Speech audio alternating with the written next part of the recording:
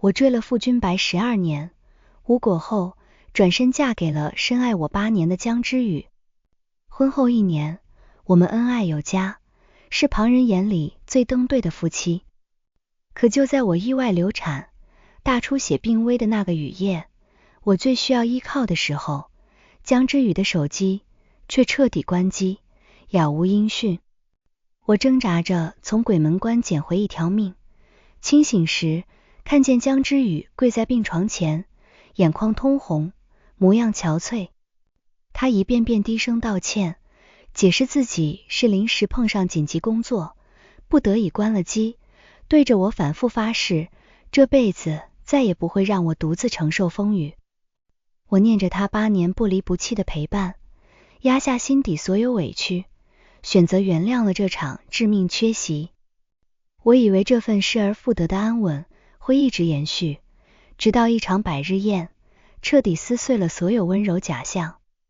朋友为女儿办百日宴，宴请了江城大半名流权贵。江之宇怕我触景伤情，想起刚失去的孩子，特意让我在家休养，独自赴宴。我收拾屋子时，无意间翻到他遗忘在家的过敏药，放心不下，怕他出事，连忙驱车赶去宴会酒店，却在半掩的包厢门外听见了脆骨冰凉的真相。包厢内笑语喧哗，江之宇慵懒肆意地靠在沙发上，语气凉薄又偏执，字字扎心。我就是故意关机的。他追了傅君白12年，12年的执念，怎么可能心甘情愿嫁给我？说白了，我就是个接盘侠。谁知道他肚子里的孩子到底是不是我的？流掉了也好。喧闹的包厢瞬间死寂，空气凝固的让人窒息。我僵在原地，浑身冰凉刺骨。这一刻我才彻底明白，全城艳羡的8年深情，从来都是一场精心伪装的骗局。几秒沉默后，有人试图缓和替我辩解，却立刻被旁人打断。有什么不对，换谁心里都膈应。整个江城谁不知道，陶薇当初像舔狗一样追着傅君白跑了12年。多少人背地里笑话宇哥当了接盘侠，她怀孕被质疑再正常不过。我支持宇哥的做法，宁可错杀，绝不放过。清脆的碰杯声骤然响起，刺耳又讽刺。紧接着有人惊呼，宇哥，你不是酒精过敏吗？怎么还喝酒？不等江之宇回应，身边兄弟便笑着解围，都是假的，宇哥从来就不酒精过敏，那是他故意放出去的假消息罢了。我低头看着掌心紧紧攥着的过敏药，指尖泛白，心口阵阵抽痛。原来他所有的温柔人设，专属软肋，体贴细节，全是演给世人，演给我的一场戏。包厢里又有人满心疑惑，开口问道，宇哥，你既然这么介意他的过去，根本放不下，何必耗费8年时间死追着他不放？以你的身份地位，江城随便多少名门千金、绝色佳人，都心甘情愿为你奔赴。这个困惑了我整整1年的问题，终于等到了最残忍的答案。江之宇抬眸轻笑，眼底没有半分爱意，只剩不甘与敷衍。谁说我不喜欢？只是费尽心思取到手之后，觉得也就一般般。我花了8年的时间和精力在他身上，怎么可能甘心轻易放弃？现在的陶薇，食之无味，弃之可惜。一想到他曾经深爱过别人，我心里就膈应得慌。原来他不是不爱，是爱过之后迅速厌弃，只剩执念与不甘。这短短几句话，碾碎了我婚后所有的庆幸、感恩与珍惜。我再也听不下包厢内的半句闲谈，将手里的过敏药轻轻放在酒店前台，转身离开。来时月朗星稀，归途乌云密布。车子刚驶出酒店，瓢泼大雨骤然倾泻而下，和我流产那晚的天气、时间分毫不差。那些被我刻意压在心底的记忆，瞬间翻涌而上。出事当晚，江之宇温柔至极，全程在家陪着我。我们一起吃了晚饭，在院子里散步乘凉，还并肩看了一部老旧的温情影片。银幕里一家三口温馨和睦的画面，让他满眼柔软。他半跪在我身前，轻轻贴住我尚且平坦的小腹，语气虔诚又温柔。宝宝要乖乖在妈妈肚子里长大，爸爸很爱你。我当时还笑着吃醋，打趣他有了孩子就不爱我了。他立刻抬头，眼神深情又笃定，牢牢锁住我的目光。傻话，我最爱的人从来都是你，谁也替代不了，就算是我们的孩子也不行。那一刻，我彻底沦陷在他的温柔里，满心庆幸自己及时放下12年执念，嫁给了始终偏爱我的他。影片看到一半，他接到一通工作电话，临走前再三叮嘱我好好在家等他，一定会尽快回来。我本不是粘人的性格，可那晚却莫名心绪不宁，频频站在院门口盼他归来。就在我等候之际，不知谁家的大型犬突然挣脱束缚，直冲我奔来。我吓得浑身僵硬，慌忙躲闪，不慎踏空台阶，重重摔倒在地，腹部瞬间传来剧痛，温热的鲜血迅速浸透衣物，恐慌席卷了我。我第一时间拨打江之宇的电话，从起初的占线到后来的彻底关机，始终无人接听。路人好心将我送往医院，彼时我已经大出血病危，性命垂危。医生紧急告知需要家属签字手术，可我母亲早逝，父亲早已重组家庭，偌大的世间，我唯一的家属只有江之宇。求助无门，我只能忍着剧烈的疼痛与极致的恐惧，颤抖着手自己签下了手术同意书。最终2个月大的孩子彻底没了，我侥幸捡回一条性命。再次睁眼，江之宇憔悴狼狈地守在病床前，双眼通红。看见我醒来的瞬间，他眼底瞬间亮起，紧接着红了眼眶，失声落泪。他把所有过错尽数揽在自己身上，一遍遍自责忏悔，说自己没有保护好我和孩子，说我当时一定又怕又疼。我认识他8年，从未见过他落泪。那一刻，所有的埋怨与委屈都被他的眼泪化解，我甚至还温柔安慰他，从不怪他。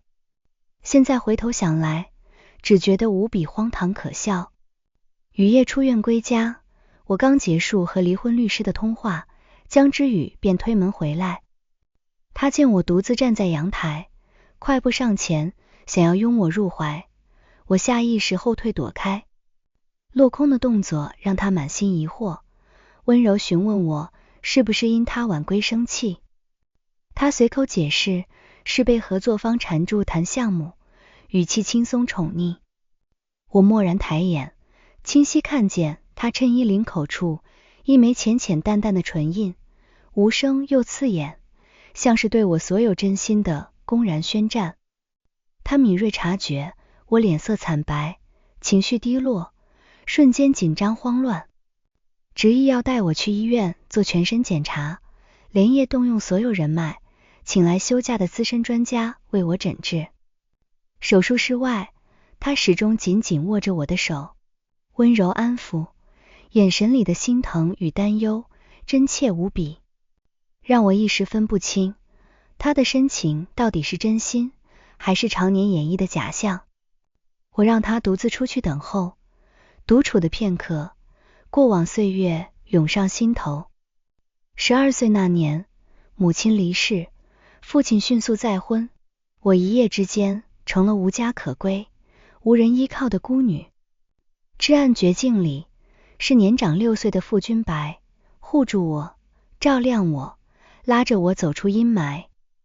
我错把感激当爱意，执着追逐了他12年，从城南追到漠北，最后只换来一句，他对我只是兄妹关怀。漠北风沙漫天，我彻底斩断12年执念，转身就看见不远处的江之宇。所有人都在看我狼狈落魄的笑话，只有他快步走来，盯着我额角的伤痕，满心疼惜的问我疼不疼。8年陪伴，他永远能精准捕捉到我的脆弱。我感念他的不离不弃，满心珍惜这段婚姻，却从未知晓他心底藏着这般扭曲的偏执与不甘。我收回纷乱思绪，淡淡开口，你出去吧，我一个人可以。他虽满心疑惑，却依旧顺从，转身离开。深夜的医院走廊空旷寂静，细微的声响都清晰可闻。角落阴影里传来压低的交谈声，熟悉的男声正是江之宇，而对面的女孩是他身边那个爱笑软糯、看似单纯无害的实习助理阮萌萌。之宇哥哥，我怀孕3周了，医生说就小小的一颗种子，是不是很神奇？女孩语气雀跃天真，满是欢喜。短暂的沉默后，江之宇的声音温柔缱绻，是我许久未曾听过的宠溺。开心。阮萌萌立刻开心地抱住他，转瞬又红了眼眶，哽咽着局促不安。我知道你不会想要这个孩子的，他是私生子，会影响你的事业，影响你和薇薇姐的感情。我静静立在暗处，看着他小心翼翼捧起女孩的脸，温柔拭去她的泪水，语气珍重郑重，和当初得知我怀孕时一模一样。傻姑娘，说什么胡话，这是我们的孩子，我一定会留下他。心底最后一丝残存的念想彻底碎裂湮灭，我蓦然转身，再无半分留恋。刚走出医院大门，我便收到江之宇的消息，依旧是老套的工作借口，说项目突发紧急状况，这2天都回不来。从前我总会心疼他奔波辛苦，如今只觉得无比恶心。我面无表情删除消息，驱车回家，开始收拾自己所有的东西。满屋皆是他8年单相思里一点点攒下的浪漫痕迹，宝石雕刻的蔷薇，金线编织的蔷薇，印着蔷薇花的绝版邮票，专属定制的蔷薇香水。他曾说，想我的时候就会寻找蔷薇，每一朵蔷薇都是他的思念。从前有多热泪盈眶，此刻就有多讽刺难堪。我将贵重的蔷薇藏品全数捐赠慈善机构，零碎的小物件尽数装进纸箱，拖到院子里，一把火烧尽。跳动的火焰灼痛了我的指尖，也彻底烧尽了我对他最后一丝情谊。我抬手拭去眼角泪水，默默发誓，这是我最后一次为他流泪。我爬上书架顶层，取出上锁的储物盒，里面尘封着我的相机和镜头。婚后他事事依我，百般宠溺，唯独禁止我做野生动物摄影师，说是担心我奔波遇险。我当初体谅他的用心，心甘情愿封存了毕生热爱。如今爱恨落幕，我的人生再也不用为任何人妥协退让。我立刻联系南非的老同学，敲定加入野生动物拍摄团队的行程。收拾行李之际，10几条匿名消息突然涌入手机，全是阮萌萌发来的挑衅证据。孕检单上父亲一栏赫然写着江之宇的名字，还有他系着围裙为阮萌萌下厨，2人相拥卧床，满身吻痕的亲密照片。文字字字诛心，极尽炫耀。陶薇，你以为他爱你吗？他爱的从来是我和我的孩子，今晚他还要为我们放全城烟花。你用的定制香水是我嫌弃味道不好剩下的，你拥有的所有浪漫全是我不要的破烂，你才是那个彻头彻尾的失败者。我心底毫无波澜，逐一保存所有照片、文字证据，打包转发给离婚律师，足够让我在离婚官司里占据绝对优势。情爱皆虚，唯有钱财与自由最是安稳。临登机前，江之宇的敷衍消息再次发来，我懒得细看，直接将他彻底拉黑。10几个小时航程后，我落地非洲大草原。辽阔无垠的原野治愈了我所有的阴霾与伤痛。我跟着团队穿梭在山川草原之间，用镜头记录斑马渡河、飞鸟栖于鄂贝的壮阔与温柔。所有情爱纠葛、人间烦恼都变得渺小，不值一提。而远在江城的江之宇，连日沉浸在即将迎来新生命的喜悦中，忙着装修婴儿房，采购母婴用品，满心欢喜，期待孩子降生，彻底将我抛之脑后。直到闲暇时刷新聊天框，才发现我的消息永远停留在百日宴那天，叮嘱他酒精过敏，少喝酒，记得带药。心头骤然涌上强烈的不安，他连忙编辑消息，撒娇让我做糖醋里脊，等他回家。可发送瞬间，刺眼的红色感叹号弹出，他已经被我彻底删除。巨大的慌乱席卷全身，他顾不上身边的阮萌萌，只想立刻归家见我。面对阮萌萌委屈的追问，他语气敷衍，满心都是消失的我。阮萌萌含泪逼问，让他在我和他之间做选择，他几乎不假思索，微微是我老婆，这点永远不会变。他匆匆赶回满是回忆的别墅，推门而入，却只剩一室死寂。满墙的蔷薇摆件尽数消失，我的衣物、行李，所有痕迹悉数清空，偌大的房子空空荡荡，再也没有一丝我的气息。江之宇彻底慌了，疯狂联系我所有亲友，四处打探我的下落。偏执地认为我只是闹脾气离家出走，甚至胡思乱想，觉得我回头去找了傅君白。就在他濒临崩溃之际，离婚律师登门，递上了一纸离婚协议书。看着附件里密密麻麻、无可辩驳的出轨证据，江之宇如遭晴天霹雳，彻底崩溃。他疯狂撕碎协议，拒不签字，抢过律师的手机，对着电话里的我卑微哽咽求和，一遍遍说着我错了，求我不要离婚。我语气决绝，没有半分犹豫，直接挂断电话。我不愿耗费半年时间走诉讼流程，干脆将所有丑闻证据尽数发给了与江氏常年竞争、势同水火的傅君白。傅君白是极致的生意人，绝不会放过打压对手的绝佳机会。短短1小时，全网热搜被江氏总裁出轨的丑闻霸占，铺天盖地的舆论席卷全网。网友从声讨渣男，逐渐蔓延至抵制江氏所有产品，合作方纷纷撤资解约，线下门店全面下架货品，江氏集团一夜之间股价暴跌，濒临破产。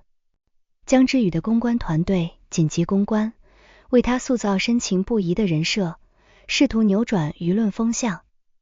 为了彻底杜绝他翻盘的可能，我亲自下场，将阮萌萌的所有挑衅言论、实锤证据全部放出，彻底引爆全网舆论。全网哗然，人人替我鸣不平，声讨江之宇的虚伪与绝情。走投无路、身败名裂的江之宇，最终被迫签下离婚协议。事业尽毁、名声扫地的极致绝望里，他想起了怀有身孕的阮萌萌，以为自己尚且还有一丝慰藉。他驱车买了他最爱的白玫瑰，匆匆赶赴公寓，推门而入，却看见桌上那张冰冷的人工流产手术单。往日软糯天真的阮萌萌，此刻眼底只剩刺骨的阴冷与恨意，笑得诡异又嘲讽。他字字泣血，揭开了所有终极真相。我从来没有爱过你，接近你，勾引你，给陶薇发证据，全是为了我姐姐阮甜甜。当年我姐姐满心欢喜喜欢你，从未纠缠，你不喜欢大可拒绝，可你偏偏当众羞辱她，丑陋下贱，痴心妄想，逼得她绝望自杀。阮萌萌红着眼嘶吼，还有陶薇流产那晚，吓她的大狗是我找人放的，是我亲手制造意外，让你们彻底决裂，让你亲手推开最爱你的人，亲手毁掉自己的孩子。江之宇浑身僵滞，大脑一片空白。他从未想过，自己年少时一句刻薄轻狂的羞辱，竟毁掉了一个女孩的一生，也为自己埋下了灭顶之灾。陶薇早就彻底放下傅君白了，婚后他满心满眼全心全意都是你，是你偏执狭隘，满心猜忌，亲手毁掉了最爱你的人，毁掉了你的婚姻和孩子。这句嘲讽彻底压垮了濒临崩溃的江之宇，极致的愤怒、悔恨与绝望彻底吞噬了他。他失控掐住阮萌萌的脖颈，两人激烈争执拉扯，最终双双失足，从高楼坠落。1个月后，我回国清点资产，卖掉了那座装满虚假温情的婚房。听闻两人坠楼身亡，死状惨烈的消息，我心底无波无澜。清算所得的资产，足够我余生衣食无忧，遍历山河，追逐热爱。数年爱恨纠葛，终落尘埃。往后山河辽阔，风月无边，我只为自己而活。晚安，所有不堪的过往。